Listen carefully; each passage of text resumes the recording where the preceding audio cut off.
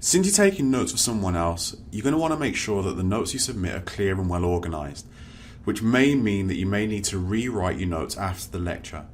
It's therefore really important that you record as much of the content as possible.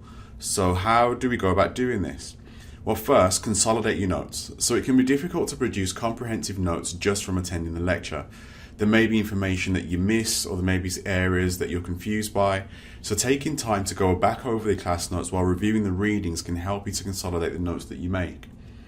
Secondly, review as soon as you can after the lecture.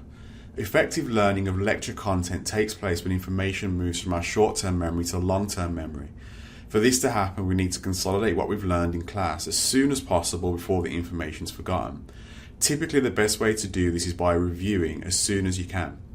If you don't have the time to do a full in-depth review of the notes as soon as you can after the lecture, for example, you may have a class straight afterwards, try to do a quick review during breaks in the lecture or quickly at the end of the lecture. A quick review could include clarifying your abbreviations, highlighting key words, writing key information that could be generated from the content of the lecture, or identifying areas you need to seek clarification on. Either way, the sooner you review and begin working on the final notes, the better it's going to be for the student who's receiving those notes.